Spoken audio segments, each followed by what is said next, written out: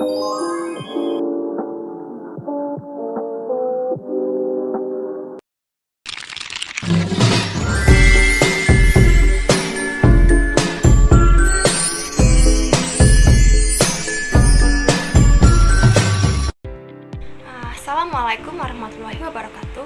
Halo semuanya. Kepada yang terhormat Bapak Muhtaram MPDI selaku dosen pengampu mata kuliah Fikih Hadrona serta teman-teman seperjuangan yang saya sayangi. Puji syukur kita panjatkan kehadiran Allah Subhanahu wa taala karena berkat rahmat dan karunia beliaulah kita masih diberikan kesehatan sehingga kami bisa membuat tugas video dengan sebagaimana mestinya. Salawat beriring salam tak lupa kita haturkan kepada junjungan kita, Nabi Agung kita, Nabi besar kita, Nabi Muhammad SAW yang telah membawa kita dari zaman kegelapan sampai pada zaman yang terang benderang seperti saat ini. Baiklah, izinkan saya memperkenalkan diri terlebih dahulu. Perkenalkan, nama saya Perewicita dengan NIM 22202100032. Di sini saya sebagai pemateri pertama. Tentunya di sini saya tidak sendirian. Saya ditemani rekan saya yaitu Pupu Hotimah dengan NIM 22202100015 sebagai pemateri kedua. Di sini kami akan membahas materi mengenai masalah-masalah pengasuhan dalam perspektif hukum Islam. Baiklah, untuk mempersingkat waktu, langsung saja materi yang pertama yang akan saya jelaskan. Pengasuhan anak dalam Islam biasa disebut dengan hadana. Apa sih hadana itu? Jadi, hadana merupakan kebutuhan atau keharusan demi kemaslahatan anak itu sendiri. Sehingga meskipun kedua orang tua mereka memiliki ikatan atau sudah bercerai, anak tetap berhak mendapatkan perhatian dari kedua orang tuanya. Kedudukan anak dalam Islam dibagi menjadi 5, yaitu yang pertama, anak kandung, yang kedua, anak angkat, yang ketiga, anak tiri, yang keempat, anak piara atau anak asuh, dan yang kelima, anak di luar nikah. Tanggung jawab orang tua atas kesejahteraan anak menjadi kewajiban memelihara dan mendidik anak sedemikian rupa sehingga anak dapat tumbuh dan berkembang menjadi orang yang cerdas, sehat, berbakti kepada orang tua, berbudi pekerti luhur, bertakwa kepada Tuhan Yang Maha Esa. Pemeliharaan anak juga mempunyai arti sebuah tanggung jawab orang tua untuk mengawasi, memberikan pelayanan yang semestinya, serta mencukupi kebutuhan hidup anak dari orang tuanya. Kewajiban untuk melakukan pemeliharaan terhadap anak bersifat tetap sampai si anak mampu berdiri sendiri. Menurut kompilasi hukum Islam, kewajiban orang tua terhadap anak setelah perceraian dalam pandangan ajaran Islam terhadap anak menempatkan anak dalam kedudukan yang mulia. Anak mendapatkan kedudukan dan tempat yang istimewa di dalam Nas Al-Quran dan Al-Hadis. Oleh karena itu, anak harus diperlakukan secara manusiawi, diberikan pendidikan, pengajaran, keterampilan, dan akhlakul karimah agar anak tersebut kelak dapat bertanggung jawab dan mensosialisasikan diri untuk memenuhi kebutuhan hidup di masa depan. Di dalam kompilasi hukum Islam yang mengatur tentang kewajiban orang tua terhadap anak, terdapat dalam pasal 77 KHI yang menyebutkan 1. Suami istri memikul kewajiban yang luhur untuk menegakkan rumah tangga yang sakinah, mawaddah, warohmah yang menjadi sendi dasar dari masyarakat. 2. Suami istri wajib saling mencintai, hormat menghormati, setia dan memberikan bantuan lahir batin yang satu kepada yang lainnya.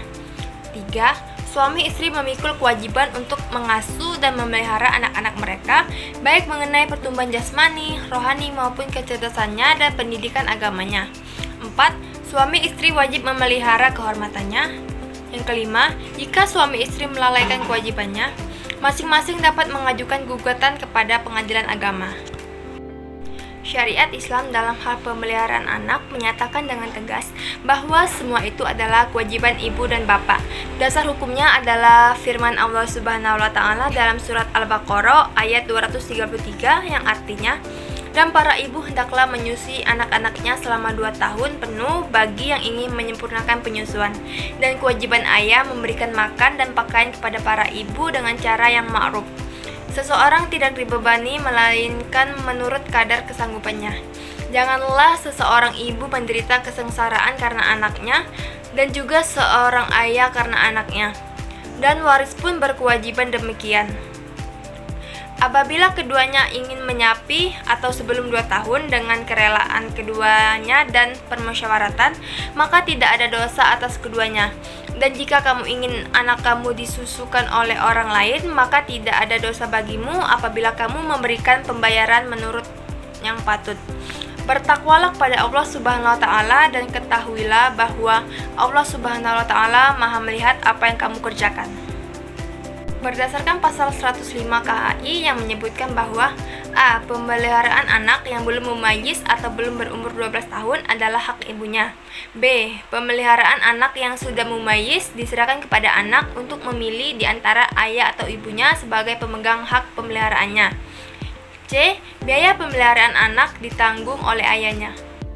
Pasal 41 Undang-Undang Perkawinan menyebutkan bahwa 1. Baik ibu atau bapak tetap berkewajiban memelihara dan mendidik anak-anaknya semata-mata berdasarkan kepentingan anak-anak.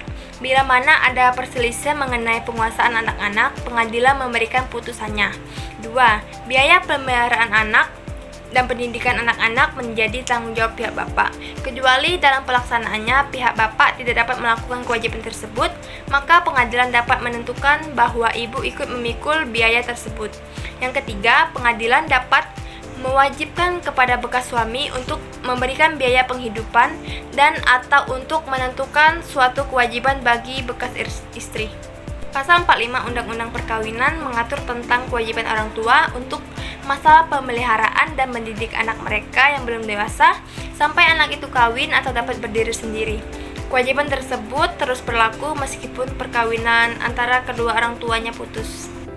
Berdasarkan ketentuan pasal 41 dan 45, selanjutnya disebut undang-undang perkawinan tersebut dapat diketahui bahwa bapak atau ibu mempunyai hak dan kewajiban yang sama terhadap pemeliharaan anak meskipun sudah bercerai. Pada dasarnya, anak itu tetap tanggung jawab orang tua kandungnya yang sudah diatur di dalam pasal 105 KHI huruf C dan seperti yang dijelaskan di dalam Al-Quran surat At-Tolak ayat 7. Yang artinya, hendaklah orang yang mampu memberikan nafkah menurut kemampuannya dan orang yang disempitkan rezekinya hendaklah memberikan nafkah dari harta yang diberikan Allah kepadanya. Allah tidak memikulkan beban kepada seseorang, melainkan sekedar apa yang Allah berikan kepadanya. Allah kelak akan memberikan kelapangan sesudah kesepitan. Ayat tersebut menjelaskan bahwa seseorang berhak memberikan nafkah kepada orang di bawah tanggung jawabnya sesuai dengan kesanggupannya. Jika ia orang yang mampu, berikanlah menurut kemampuannya, dan orang yang terbatas rezekinya yaitu orang yang terhitung tidak mampu. Mereka yang berkemampuan terbatas itu pun wajib memberikan nafkah menurut keterbatasannya. Dalam ayat ini Allah menunjukkan kasih sayang dan pengharapan yang tidak putus-putusnya bagi orang yang beriman.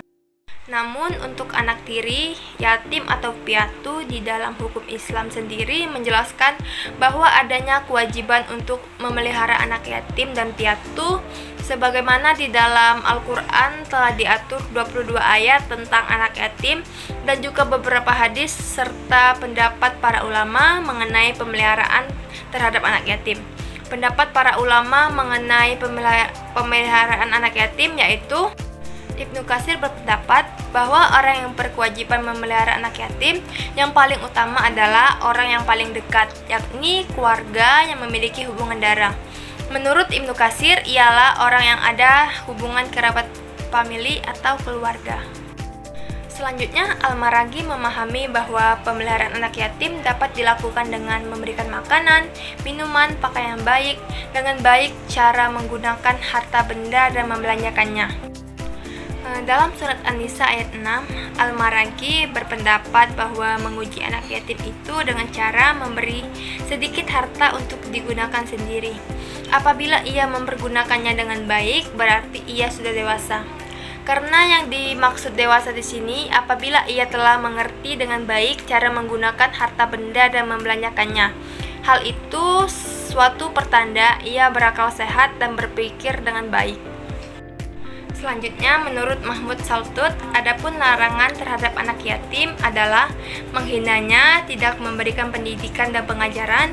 Beliau juga berpendapat bahwa setiap tindakan yang tidak baik dan tidak bermanfaat adalah dilarang.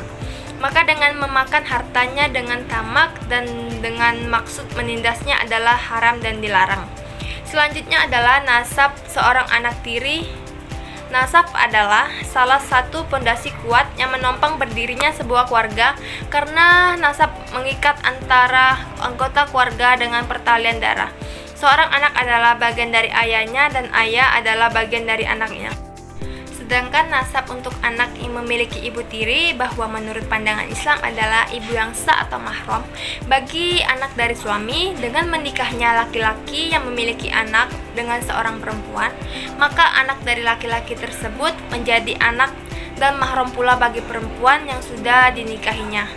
Maka anak dari laki-laki tersebut selama-lamanya berstatus anak dari yang resmi dan mahram bagi perempuan. Allah berfirman dalam Quran Surat An-Nisa ayat 23 yang artinya, dan diharamkan ibu-ibu istrimu atau mertua, anak-anak istrimu dalam pemeliharaanmu dari istri yang telah kamu campuri. Tetapi jika belum campur dengan istrimu itu atau sudah kamu ceraikan, maka tidak berdosa kamu mengawininya. Quran Surat An-Nisa ayat 23. Dari ayat di atas jelas bahwa ayah tiri haram menikahi anak tirinya dengan dua ketentuan. Pertama, bahwa istrinya telah digawili maka haram baginya. Akan tetapi jika istrinya belum digawili kemudian ia ceraikan, maka ia boleh menikahi anak tirinya. Kedua, yaitu dalam pemeliharaan ayah tirinya, namun bagaimana anak tiri jika tidak dalam pemeliharaannya? Hal ini diungkap oleh mazhab Dahiri yang menyatakan bahwa anak tiri yang tidak dalam pemeliharaan ayah tiri boleh dinikahinya. B. Hak asuh anak akibat perceraian dan keundukannya dalam hukum Islam. Ketentuan hukum yang ada dalam KAI berbeda dengan ketentuan yang ada dalam Undang-Undang Nomor 1 Tahun 1974, Undang-Undang Perkawinan di atas. Jika terjadi perceraian, memberikan pengasuhan anak tetapi menjadi tanggung jawab kedua orang tua, dan Undang-Undang Perkawinan tidak memberikan uraian yang tegas jika terjadi perebutan hak asuh anak, maka hak asuh anak diberikan kepada bapak atau ibu. Dalam aplikasi hukum Islam ada dua periode perkembangan anak dalam hubungannya dengan hak asuh orang tua, yaitu periode sebelum mumasid atau anak belum bisa membedakan antara yang bermanfaat dan yang berbahaya bagi dirinya dari lahir sampai berusia 21 tahun, dan sesudah mumayyiz sebagaimana terdapat pada pasal 195 dan 156 KAI yang bunyi lengkapnya sudah sebagai berikut. Pasal 105 di atas menentukan tentang pengasuhan anak pada dua keadaan. Pertama, ketika anak masih dalam keadaan belum mumayyiz kurang dari 12 tahun, pengasuhan anak ditetapkan kepada ibunya. Kedua, ketika anak tersebut mumayyiz usia 12 tahun ke atas, dapat diberikan hak kepada anak untuk memilih diasuh oleh ayah atau ibunya. Adapun pasal 156 mengatur tentang pengasuhan anak ketika ibu kandungannya meninggal dunia dengan memberikan urutan yang berhak mengasuh anak, yaitu wanita-wanita dalam garis lurus dari ibu ayah, wanita-wanita dalam garis lurus ke atas dari ayah, saudara perempuan dari anak yang bersangkutan, wanita-wanita kerabat sedara menurut garis samping dari ibu, dan wanita-wanita kerabat sedara menurut garis samping dari ayah. Perwalian ialah kewenangan yang diberikan kepada seorang untuk melakukan suatu perbuatan hukum sebagai wakil untuk kepentingan dan atas nama anak yang tidak mempunyai kedua orang tua atau orang tua yang masih hidup namun tidak cakap melakukan perbuatan hukum. Sedangkan hadana dalam kajian fikih yaitu memelihara seorang anak yang belum mampu hidup mandiri yang meliputi pendidikan dan segala sesuatu yang diperlukannya, baik dalam bentuk melaksanakan maupun dalam bentuk menghindari sesuatu yang merusaknya. Baik, mungkin itu saja materi yang dapat kami sampaikan. Lebih dan kurang kami mohon maaf. Kepada Allah kita sama-sama mohon ampun. Akhir kata kami ucapkan wassalamualaikum warahmatullahi wabarakatuh.